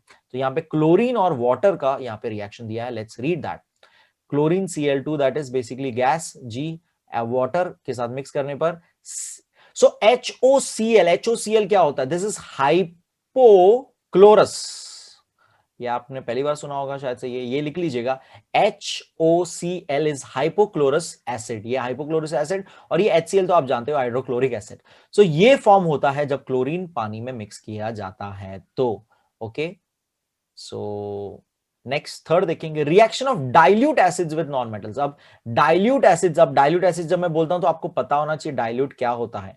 डाइल्यूट एसिड्स का नॉन मेटल्स के साथ रिएक्शन जनरली, अगेन जनरली यानी इसके अंदर भी कोई एक्सेप्शन केस हो सकते हैं, जनरली यानी मोस्टली सारे, कुछ को छोड़ के, generally non metals do not react with dilute acids, तो ये भी रिएक्ट नहीं करते जनरली, एक्सेप्ट अगेन हेलोजन, तो अगेन हेलोजन ग्रुप यानी ऊपर जो हमारा था फ्लोरीन क्लोरीन वाला, are exceptions to this. Example, chlorine reacts with dilute hydrobromine acid following reaction takes place. तो क्लोरीन का ही अगेन उन्होंने हाइड्रोब्रोमाइन इस बार यूज किया है, हाइड्रोब्रोमाइन एसिड यूज किया है। तो as you can see left side में chlorine BR is for bromine, which gives us HCl form होता है एंड ब्रोमाइन अलग से एक्वस सोल्यूशन में मिलता है। सो ये अगेन आपको याद रखना है कि generally they do not react, but halogen group पूरा रिएक्ट करता है एसिड्स के साथ एंड वाटर के साथ। Reaction of non metals with hydrogen, अब हाइड्रोजन के साथ non metals react with hydrogen under certain condition, तो यहां पे बोल रहे हैं कि हाइड्रोजन के साथ जो है वो सर्टेन कंडीशन लागू होगी तो ही रिएक्ट करेगा। सर्टेन कंडीशन में क्या आता है, प्रॉपर टेम्परेचर होना चाहिए, मतलब एक स्पेसिफिक टेम्परेचर है जिसमें वो रिएक्ट करेगा, उसके अलावा कोई टेम्परेचर होगा तो वो रिएक्ट नहीं करेगा। Proper temperature, pressure, use of catalyst, कोई किसी किसी में हमने ये सारी चीजें हमने देखा था पहले के चैप्टर्स में कि कैटलिस्ट यूज होता है तो रिएक्शन होता है वरना नहीं होता है। प्रेशर, टेम्परेचर परफेक्ट होता है, जो रिक्वायर्ड है तो ही होगा। जैसे कैल्शियम कार्बोनेट अगर आपको याद होगा, जिसको हमने हीट करते वक्त एक स्पेसिफिक टेम्परेचर तक लेके जाना है तब जाके वो होगा। तो ये सारी बातें आप ऑलरेडी पढ़ चुके हो। तो reactions of non metals with hydrogen, तो नॉन मेटल सेक्शन जो हमारा है वो हाइड्रोजन के साथ तभी रिएक्ट करता है जब उसका प्रॉपर सर्टेन कंडीशंस फुलफिल होते हैं, proper temperature, proper pressure, use of catalyst etcetera etcetera, में कुछ भी और हो सकता है। तो यहाँ पे सल्फर एंड हाइड्रोजन दिया हुआ है, हाइड्रोजन सल्फाइड गैस मेरे ख्याल से ये फॉर्म हो रहा है, एंड N2 यानी nitrogen and hydrogen gas, that is NH3। NH3 क्या होता है, बहुत सिंपल सा आपको पता होना चाहिए, ये एमोनिया। ये पहले भी हम देख चुके हैं और 9th में भी आप लोग ये सब देख चुके हो, एमोनिया होता है NH3। सो ये आई होप ये भी आपको समझा। Let's move ahead. In the reaction between chlorine and hydrogen bromine, a transformation of the hydrogen bromine into Br takes place. तो ये देखिए ये क्या हो गया. Can this transformation be called oxidization, which is the oxidant that brings out the oxidization. तो again इसके लिए पहले आपको पता होना चाहिए oxidation क्या होता है. तो oxidation is what? Combine with oxygen, lose electrons, or lose hydrogen, lose hydrogen. तो ये चीज आपको समझनी है कि यहां पर जो H, या let me mark it, third वाला जो है ये वाले रिएक्शन में क्लोरीन ने क्या किया, H के साथ यानी ब्रोमाइन की जगह ले ली। Chlorine being more reactive bromine की जगह ले ली। ओके, तो ब्रोमाइन के लिए क्या हुआ, वो हाइड्रोजन के साथ था, उसने अपना हाइड्रोजन लूज कर दिया, यहाँ पे। ओके, तो ये यहां पर वो कह रहे कि क्या हम इसे जो ट्रांसफॉर्मेशन हुआ HBr, that is hydrogen bromine का, हाइड्रोब्रोमाइन ब्रोमिक एसिड का ट्रांसफॉर्मेशन जो हो गया और Br यानी ब्रोमाइन जो बच गया, तो क्या हम उसे ऑक्सीडेशन कह सकते हैं? यस, हम कह सकते हैं, क्योंकि उसने हाइड्रोजन लूज किया। Losing hydrogen is also called oxidisation process. Oxidisation process क्या होता है, रिडक्शन प्रोसेस क्या होता है, ये पहले के चैप्टर्स में बता चुका हूं। प्लीज वो चैप्टर देखिएगा वीडियो में, बार बार आज पूरे टाइम मैंने कहा ये बात। ओके, थर्ड या फोर्थ चैप्टर मेरे ख्याल से, I forgot the number of the chapter, chemical equation वाला जो चैप्टर था अपना, बेसिकली वो वाला चैप्टर। तो उसके अंदर हमने ऑक्सीडेशन क्या है, रिडक्शन क्या है, हमने देखा था। सो वो चीज यहाँ पे पूछी गई है कि ये ऑक्सीडेशन है, तो यस, क्योंकि ऑक्सीडेशन में क्या क्या होता था, combine with oxygen, lose one of your electron and lose hydrogen. तो यहाँ पे हाइड्रोजन लूज हुआ है, तो यहां पर वो ऑक्सीडेशन है। किसके वजह से हुआ है? क्लोरीन के वजह से हुआ है। तो ऑक्सीडेंट यानी किसके वजह से हुआ है, ऑक्सीडेंट कौन है, तो ऑक्सीडेंट है क्लोरीन। क्लोरीन ने वो काम कर दिया, बीइंग मोर रिएक्टिव। सो आयोनिक कंपाउंड्स में इतनी बार हम आयोनिक कंपाउंड्स के बारे में पढ़ चुके कि आयोनिक कंपाउंड्स क्या होते हैं। अब भी मैंने थोड़ी देर पहले बताया कि cation and anions form होते हैं। सोडियम और क्लोराइड का हमने एग्जांपल ऊपर लिया था, जिसमें सोडियम अपना इलेक्ट्रॉन देता है एंड क्लोरीन वो इलेक्ट्रॉन लेता है। गिव एंड टेक, ये बातें इस तरह से मैंने आपको याद कराई थी। गिव एंड टेक रिलेशन जब होता है तो उसे ionic reaction, ionic bond, to be very clear, ionic bond कहते हैं। दो तरह के बॉन्ड होते हैं, कोवैलेंट जिसमें शेयर होता है, शेयर, इसमें शेयरिंग करते हैं, जबकि आयनिक में गिव एंड टेक करते हैं, गिव और टेक। तो ये जब होता है तो आयनिक बोलते हैं, शेयर होता है तो कोवैलेंट। तो कोवैलेंट का हम फिलहाल बात यहां पे नहीं करने वाले, हम आयोनिक की फिलहाल हम बात कर रहे हैं। तो आयोनिक कंपाउंड्स के बारे में लेट्स रीड इट। ऑलरेडी मैं आपको ये सब बता चुका हूं, बट फिर से हम उसको रीड करते हैं। The compounds formed from two units, namely cations and anions. Cations are positively charged, anions are negatively charged, are called ionic compounds. तो इनके बीच में, cations and anions के बीच में जब रिएक्शन होता है तो उसे ionic compound कहते हैं, सिंपल सा। Cations and anion being oppositely charge, तो ये ऑपोजिट चार्ज हो गए, there is an electrostatic force, इनके बीच में एक फोर्स है, दोनों एक दूसरे को खींच रहे अपने तरफ, attraction between them. You know that this force of attraction between cation and anions is called an ionic bond. तो यही बात मैंने आपको अभी बताई, आयोनिक बॉन्ड फॉर्म करती है ये। The number of cations and anions in a compound and the magnitude of the electric charge on them is such that positive negative charges balance each other। तो ये हमेशा, ये तो सिंपल सी बात है कि वो बैलेंस करता है। क्लोरीन हमने ऊपर देखा था, सोडियम क्लोराइड जो था वो सोडियम को देना भी एक इलेक्ट्रॉन है, क्लोरीन को लेना भी एक इलेक्ट्रॉन है। अगर मैं दो दो सोडियम, ऊपर हमने एक्चुअली दो वाला लिखा था, यानी कि हमने 2 सोडियम ऐसा देखा था, राइट। 2 मतलब का क्या मीनिंग था कि यहां पर अब सोडियम के पास टोटल 2 देने के लिए इलेक्ट्रॉन्स है, क्लोरीन के पास एग्जैक्टली 2 इलेक्ट्रॉन्स लेने के लिए है। तो ये बैलेंस, पॉजिटिव नेगेटिव बैलेंस होता है तब जाके ये इनका पूरा काम है न्यूट्रल होना, इनका पूरा काम है स्टेबल होना, ये यही इनका मुद्दा है, इसलिए वो कनेक्ट हो रहे एक दूसरे के साथ, इसलिए ये आपस में रिएक्ट हो रहे हैं, राइट। तो ये बैलेंस चार्ज पूरा होना चाहिए, एक दूसरे को बैलेंस करनी चाहिए। तो वही बात यहां पे लिखी थी कि positive negative charge balance each other. As a result इससे क्या होता है, ionic compound is electrically neutral. तो सोडियम क्लोराइड जो है वो सॉलिड, जो आपका जो सॉल्ट है बेसिकली सॉलिड स्टेट में जो है वो इलेक्ट्रिकली न्यूट्रल है, यानी उसके अंदर आप करंट पास करने की बात करोगे तो करंट पास नहीं होने वाला है, सॉलिड स्टेट में करंट पास नहीं होने वाला है। Ionic compounds are crystalline in nature. तो आपको सॉल्ट पता ही होगा कैसे क्रिस्टल फॉर्म होता है, आपके घर का जो सॉल्ट है विच इज सोडियम क्लोराइड, वो आपको पता होगा। तो क्रिस्टलाइन यानी कैसा वो फॉर्म होता है ना, क्रिस्टल जैसा, उसको क्रिस्टलाइन बोलते हैं। The surface of all the particles of crystalline substance have a definite shape and are smooth and shiny। तो इन सबका एक फिक्स, डेफिनेट यानी एक फिक्स शेप होता है और बहुत ही स्मूथ और शाइनी होते हैं। The regular arrangement of ions in the solid ionic compounds is responsible for their crystalline nature. The arrangement of ions is different in different ionic compounds and therefore the shapes of their crystals are different। तो simple सी बात कह रहे हैं कि हर एक के अंदर जिस तरह का उनके बीच में आयनिक कंपाउंड है, जिस तरह का उनका आयनिक कंपाउंड का नेचर है, वैसे उनका अलग अलग शेप होगा। अलग आयनिक कंपाउंड होगा तो अलग शेप होगा, जिसमें अगर एक एक इलेक्ट्रॉन शेयर हुआ तो अलग आपको शेप मिलेगा, 2 इलेक्ट्रॉन्स गिव एंड टेक हुए रहेंगे तो अलग आपको शेप मिलेगा, 3 होगा तो अलग शेप मिलेगा। तो ये सब में अलग अलग आपको शेप मिलेंगे।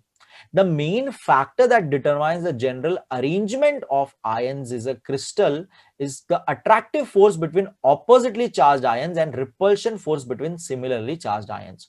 तो अब यहां पे ये क्या कह रहे हैं कि क्या चीज है जो इस शेप को क्रिएट करती है। तो लेट्स जस्ट एक एग्जांपल यहां पे ले लेते हैं, मैं आपको उसमें इमेज बाद में अलग से पोस्ट में बता दूंगा, but let's just say red वाला, मैं एक रेड वाला मैं सोडियम के ले लेता हूं एंड ब्लू वाला मैं क्लोरीन के ले लेता हूं, ठीक है। Let me just make it and show you. तो लेट्स से अगर सोडियम और क्लोरीन का बताना है, तो सोडियम एक अगर होगा तो उसके आसपास जो होगा, उसके आसपास क्लोरीन होगा एंड क्लोरीन के आसपास जो होगा वो सोडियम होगा, क्लोरीन को कवर करने वाला सोडियम होगा।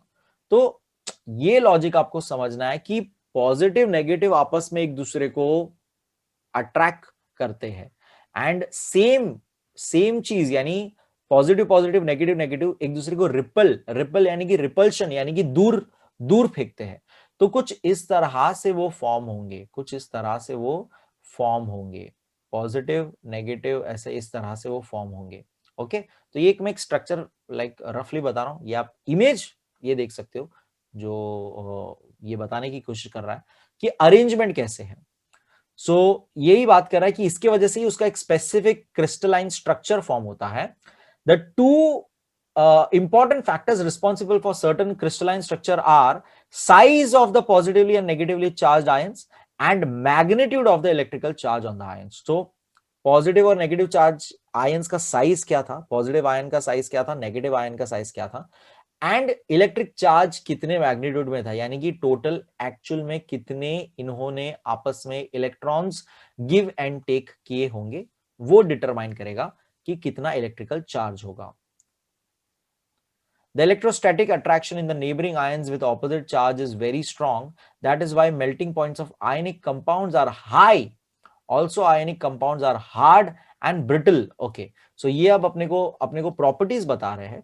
तो आयनिक कंपाउंड्स जो है वो उनकी मेल्टिंग पावर बहुत हाई होती है एंड ये हार्ड होते हैं, मजबूत हार्ड होते हैं एंड ब्रिटल भी होते हैं. ब्रिटल यानी कि हार्ड यानी कड़क तो होते हैं, लेकिन ब्रिटल यानी उसको तोड़ने जाओगे तो टूट भी जाएंगे. ब्रिटल का मतलब होता है विच इज ब्रेकेबल, तोड़ने पे टूट भी जाएगा. हार्ड तो होते हैं सब्सटेंस, क्रिस्टल्स हार्ड होते हैं सॉलिड स्टेट में, लेकिन उसको तोड़ने जाओगे तो दे कैन ब्रेक डाउन, ऐसा ब्रिटल है. सो मोर प्रॉपर्टीज रीड करेंगे. Properties of ionic compounds. Again आपको एक प्रोसीजर दिया जिसमें सैंपल्स ऑफ सोडियम क्लोराइड लिया है इन्होंने पानी में मिक्स करके एंड इलेक्ट्रोलाइट सोल्यूशन. तो लेट्स जस्ट अगेन, हम तो सोल्यूशन कर नहीं पाएंगे, हम डायरेक्ट एग्जांपल वो क्या है पढ़ते हैं. तो ये मैं आपको एक्सप्लेन करता हूँ एग्जैक्टली क्या होगा. मैं आपको ऊपर ऑलरेडी मैं आपको बात कर रहा था कि सॉलिड स्टेट में वो एक दूसरे को स्टेबल करके न्यूट्रल रहते हैं, यानी पॉजिटिव और नेगेटिव का बैलेंस बना रहता है, पॉजिटिव और नेगेटिव का बैलेंस इक्वल रहता है. लेकिन लिक्विड स्टेट में कुछ अलग बात हो जाती है. सॉलिड स्टेट में ये इलेक्ट्रिक कंडक्ट नहीं कर सकते हैं, दे कांट कंडक्ट इलेक्ट्रिसिटी. उनका जो हमने देखा स्टेबल हो जाते हैं, न्यूट्रल, इलेक्ट्रिकली न्यूट्रल हमने लाइन पढ़ी थी ऊपर. तो वो न्यूट्रल जो हो जाता है यानी उनके बीच में से इलेक्ट्रिक करंट पास नहीं होगा क्योंकि वो न्यूट्रल है. फ्री इलेक्ट्रॉन्स नहीं है, इसका मतलब सिंपल भाषा में फ्री इलेक्ट्रॉन्स नहीं है. लेकिन लिक्विड स्टेट में ये आपस में दूर दूर चले जाते हैं एक दूसरे से, क्योंकि H2O उनके साथ बॉन्ड बनाने शुरू हो जाते हैं. वाटर मॉलिक्यूल्स जो है, वाटर के जो एलिमेंट्स है, हाइड्रोजन ऑक्सीजन, वो हमारे जो ओरिजिनल सोडियम, यहाँ पे सोडियम क्लोराइड की बात हो रही है, वही हम लेंगे. तो सोडियम क्लोराइड के साथ आपस में वो बॉन्ड बनाने लग जाते हैं, जिससे ओरिजिनल सोडियम और क्लोराइड जो आपस में क्लोज थे उनके बीच में पानी मॉलिक्यूल्स भी आ जाते हैं. इन शॉर्ट, सोडियम अलग हो जाता है, क्लोरीन अलग हो जाता है, दूर दूर हो जाते हैं आयन्स ये सारे के सारे. अब सिंस जब ऐसा होता है, पॉजिटिव नेगेटिव आपस में दूर दूर हो जाते हैं. Let me make some positives and let me make some negatives in this, ऐसे ही समझने के लिए. सो लेट्स से पॉजिटिव हमारा ये ब्लू वाला हमारा सोडियम है, रेड वाला हमारा क्लोरीन है. तो ये जब हो जाता है, ऐसा जब हो जाता है पानी के अंदर, तो वो सॉल्ट सोल्यूशन पहली बात कहलाता है. और फिर जब ऐसे केस में मैं इलेक्ट्रिसिटी पास करूंगा तो मेरे नेगेटिव चार्ज सारे के सारे भागेंगे मेरे पॉजिटिव की तरफ. नेगेटिव चार्ज कौन थे मेरे? नेगेटिव चार्ज कौन थे? N ions. तो पॉजिटिव की तरफ भागेंगे, तो यानी कि वो एनोड है. वो कौन है? वो एनोड है. यहाँ पे नेगेटिव पॉजिटिव ये वाला है, दिस इज योर एनोड. इसीलिए एक्चुअली इसको एन आयंस कहे जाते हैं. और this one is your cathode. Cathode is the negative pole of your battery से जुड़ा होता है कैथोड. इसके तरफ सारे के सारे पॉजिटिव, यानी कि मेरा जो सोडियम है वो इधर आने लगेगा. तो ये कुछ चीज होने लग जाएगी उसके अंदर, ये चीज हो जाएगी इसके अंदर. पॉजिटिव नेगेटिव की तरफ भागेगा, नेगेटिव पॉजिटिव की तरफ भागेगा और पूरा करंट फ्लो होना चालू होगा. एंड हमारा ये जो लैंप, यहाँ पे छोटा सा लैंप है, ये जो लैंप है वो जल उठेगा, ग्लो होने लगेगा. तो ये एक्चुअली 9th में आप ये देख चुके हो, इसको हम इलेक्ट्रोलिसिस प्रोसेस कहते हैं. एंड ये जो हमने ये बनाया, इसे एक लाइक इलेक्ट्रिक सेल पूरा ये कहते हैं. इसे इलेक्ट्रोड्स, कैथोड और एनोड को इलेक्ट्रोड्स कहा जाता है, रॉड इलेक्ट्रोड्स कहा जाता है. एंड ये पूरा चीज आप 9th में पढ़ चुके हो, जिसे हम इलेक्ट्रोलिसिस प्रोसेस कहते हैं. Let's read about this now. इनके बेस, इस बेस पे उन्होंने प्रॉपर्टीज के बारे में क्या कहा था. General properties of ionic compounds. Attractive force between the positively and negatively charged ions is strong. Therefore, the ionic compounds exist in solid state are hard. तो ये बात मैं ऑलरेडी आपको बता चुका हूं कि इनके बीच में पॉजिटिव नेगेटिव आयंस के बीच में स्ट्रॉन्ग एकदम रिलेशन है. तो सॉलिड स्टेट में इनके पास कोई फ्री जगह नहीं है, इनके बीच में से कोई आ जा नहीं सकता है, और ये इसलिए हार्ड सॉलिड स्टेट में होते हैं. हालांकि इसे तोड़ने पे टूट सकते, ब्रिटल भी है वो साथ में. The ionic compounds are brittle and can be broken into pieces by applying pressure. तो प्रेशर अगर पुट किया, यानी उसको हम लोग तोड़ने की कोशिश करेंगे तो टूट जाएगा. The intermolecular force of attraction is high in ionic compounds and large energy is required to overcome it. Therefore, the melting and boiling points of ionic compounds is high. तो ये तो हम ऑलरेडी ऊपर पढ़ चुके हैं कि आयनिक कंपाउंड्स का मेल्टिंग पॉइंट और बॉइलिंग पॉइंट हाई है. ये क्यों बाबा? क्योंकि इनके बीच में इंटरमोलिकुलर फोर्स यानी कि दो जो आपस में इन्होंने क्लोरीन एंड सोडियम इन्होंने आपस में जो अपना ये बॉन्ड बनाया है, आयनिक कंपाउंड ने ये जो बॉन्ड बनाया, उनके बीच का ये अट्रैक्शन बहुत ही स्ट्रांग है. ये गिव एंड टेक इलेक्ट्रॉन बहुत ही स्ट्रांग है. उसको तोड़ने के लिए, उसको ओवरकम करने के लिए हमें बहुत सारे एनर्जी की जरूरत पड़ती है. फोर्थ पॉइंट में लिखा है ionic compounds are water soluble, और दूसरा हमें जनरल पॉइंट बोला है कि वो वाटर सॉल्युबल भी होते हैं, यानी कि पानी में घुल जा सकते हैं. This is because the water molecules orient in a particular manner around the ion separated by dissociation process. तो ये इतना पूरा लाइन पहले समझते हैं. डिसोसिएशन यानी क्या होता है? सोडियम क्लोरीन साथ में था, सोडियम क्लोराइड था, ये साथ में था, ये अलग हो जाना उसे ही कहते हैं डिसोसिएट हो जाना. क्या कहते हैं? डिसएसोसिएट हो जाना. तो डिसोसिएशन कहते हैं. ये भी हम पढ़ चुके हैं पहले. डिसोसिएशन प्रोसेस हो गया, अलग हो गया. अब क्यों अलग हुआ? पानी की वजह से अलग हुआ. तो इसमें अब क्या होता है? सोडियम जो है, late me make it again, let's say this is your sodium. तो इसके आसपास जो है वाटर मॉलिक्यूल्स आ जाते हैं, वाटर मॉलिक्यूल्स आ जाते हैं. और क्लोरीन जो था वो अलग हो गया और उसके आसपास भी वाटर मॉलिक्यूल्स आ जाते हैं, उसके आसपास भी वाटर मॉलिक्यूल्स आ जाते हैं. तो ऐसा कुछ होता है. सोडियम क्लोराइड अब अलग हो गए पानी के अंदर. As a result, let's read that. As a result of this, a new force of attraction is established between the ion and the surrounding water molecules. इसके वजह से अब क्या होता है? एक नया फोर्स जनरेट होता है. H2O वाटर और हमारा जो ओरिजिनल सोडियम और क्लोराइड था उनके बीच में अब अलग ही नया रिश्ता बन गया है. Replacing the original intermolecular attraction. तो ओरिजिनल क्या था? सोडियम क्लोराइड साथ में होने चाहिए थे ओरिजिनली. अब पानी आते ही क्या हो गया? नया रिश्ता बन गया. सोडियम ने पानी के साथ अलग से रिश्ता बनाया, क्लोरीन ने पानी के साथ अलग से रिश्ता बना दिया. The aqueous solution of the ionic compounds are formed, और इसी से बनता है एक्वस सोल्यूशन. इसको क्या कहा जाता है? Aqueous solution of the ionic compound. Ionic compound क्या था मेरा? Sodium chloride. ये मेरा आयनिक कंपाउंड था, इसका एक्वस सोल्यूशन बना, यानी कि मैंने सिंपली इसको पानी में मिक्स कर दिया. Ionic compounds are however insoluble in solvents like kerosene and petrol. ये पेट्रोल और केरोसिन में मिक्स नहीं होते हैं, पानी में मिक्स होते हैं खाली. This is because unlike water, a new attractive force cannot be established in the solvents. एकदम सिंपल, क्योंकि पानी की तरह केरोसिन और पेट्रोल जो है वो कोई नया बॉन्ड, नया इंटरमोलिकुलर फोर्स पैदा नहीं कर पाते हैं. इसीलिए तो केरोसिन और पेट्रोल के साथ वो मिक्स नहीं होते हैं, लेकिन वाटर के साथ मिक्स होते हैं. फिफ्थ पॉइंट हमारा है the ionic compounds can not conduct electricity when in solid state. तो ये बात मैंने आपको पहले ही बताई कि आप सॉल्ट लोगे सॉलिड स्टेट में, उसमें आप वायर पुट करोगे और बल्ब जलाने की कोशिश करोगे, तो ऐसा कुछ होने वाला नहीं है, क्योंकि सॉलिड स्टेट में वो स्टेबल है. इलेक्ट्रॉन्स जो है टोटल आपस में बैलेंस्ड है, इलेक्ट्रिक चार्ज न्यूट्रल है. जबकि in this state the ions can not leave their places, वो आपस में अपनी जगह छोड़ सकते नहीं है. हाउएवर इन द फ्यूज्ड और मोल्टन स्टेट, यानी कि मिक्स्ड, पिघले हुए, यानी कि पानी डिसॉल्व वाले स्टेट में, दे कैन कंडक्ट इलेक्ट्रिसिटी. वो लोग इलेक्ट्रिसिटी कंडक्ट यानी अपने अंदर से इलेक्ट्रिसिटी पास कर सकते हैं. As in this state the ions are mobile यानी कि मूव. ये सारी बातें मैं बता चुका हूं आपको पहले भी. मोबाइल क्या होता है? जो एक जगह से दूसरी जगह आसानी से हम लेके जा सके उससे मोबाइल. जो एक जगह से दूसरी जगह मूव हो सके उसे मोबाइल चीज कहते हैं. इसलिए हम मोबाइल को भी मोबाइल क्यों कहते हैं? क्योंकि वो एक जगह से दूसरी जगह मूव करके मतलब लेके जा सकते हैं. सो आयंस जो है वो वाटर के अंदर मोबाइल हो जाते हैं, यानी मूवमेंट उनको मिल चुका है अभी.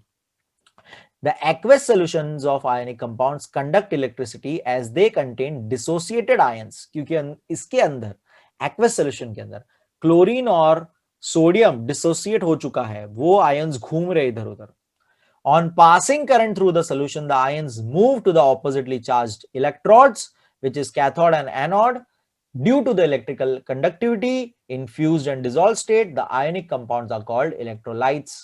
तो ये बात मैं आपको बता चुका हूं पूरा, ये ऊपर हमने देखा पूरा कि करंट पास किया जाएगा, हमारा सोडियम जो है being positively charge, it will run towards the negative rod cathode, and anions यानी हमारे क्लोराइड जो नेगेटिवली चार्ज्ड है, that will run towards the positive rod anode, okay. और ये क्रॉस कनेक्शन चालू होगा और ये पूरा करंट फ्लो होगा और उसे इलेक्ट्रोड्स कहा जाता है, जो यहाँ पे दिया है इलेक्ट्रोड्स।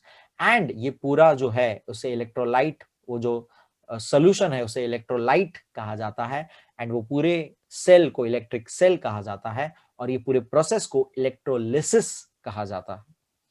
ये सारी चीज हम पहले 9th में कर चुके हैं। यहां पे कुछ कंपाउंड्स के नाम दिए हैं, उनके मेल्टिंग एंड बॉइलिंग पॉइंट दिए, देखिए कितने हाई है। कब से ये लोग कह रहे हैं कि आयनिक के मेल्टिंग एंड बॉइलिंग पॉइंट्स बहुत हाई होते हैं, तो देखिए कितने हाई है। H2O यानी वाटर इज नॉन आयनिक, सीधी सी बात है, H2O नॉन आयनिक है।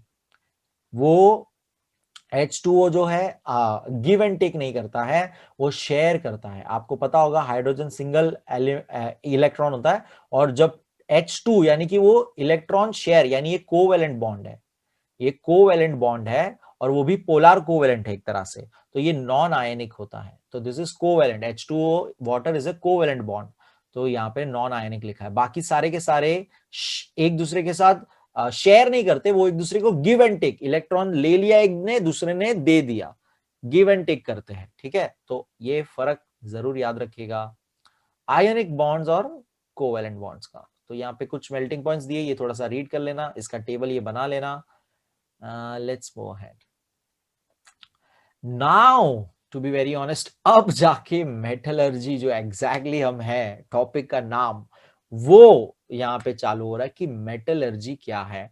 Okay, metallurgy the science and technology regarding the extraction of metals from ores and their purification for the use is called metallurgy. जो मैंने starting introduction में आपको बोली थी कि जो हम ओर्स के अंदर से, जो हमें नेचुरल स्टेट में मिलते हैं, पूरे मिक्स्ड स्टेट में डस्ट पार्टिकल्स के साथ दूसरी चीजों मिक्स होके वो जो मिलता है, उसके अंदर से हमें जो रिक्वायर्ड मेटल चाहिए वो एक्सट्रैक्ट करना और उसको प्योरीफाई करके यूज करना, उसी को मेटलर्जी कहा जाता है। नाउ सबसे पहले पढ़ेंगे ऑकरेंस ऑफ मेटल्स, यानी मेटल्स हमें कैसे मिलते हैं। Most metals being reactive do not occur in nature in free state but are found in combined state as they are salts such as oxides, carbonates, sulfides, nitrates. Simple. अब बोला कि metal reactive होते हैं, इसलिए वो nature में direct नहीं मिलते हैं।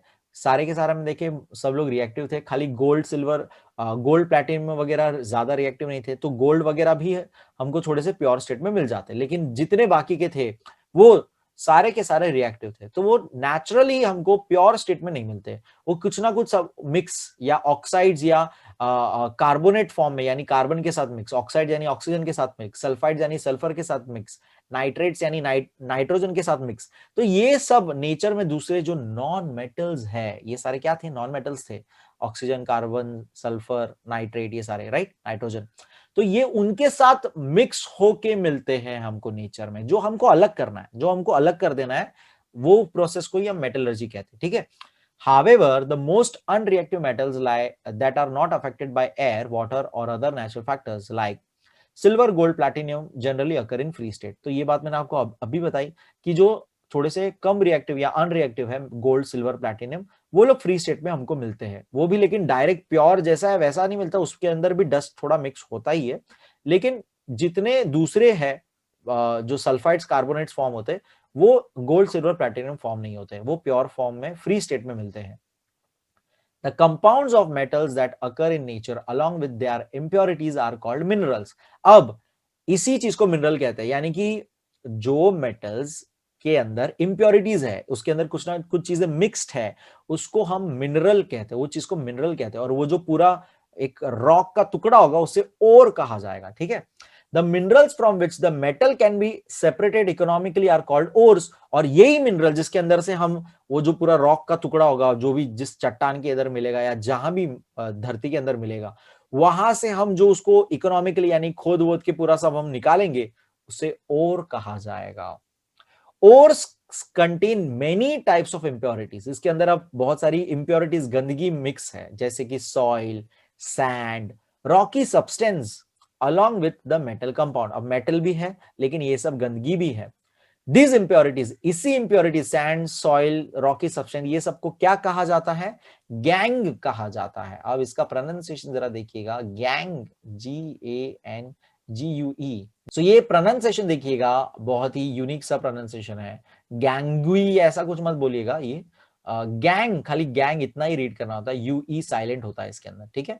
सो उसे गैंग कहा जाता है, जो इम्प्योरिटीज है वो सारे गैंग कहे जाती है, ठीक है।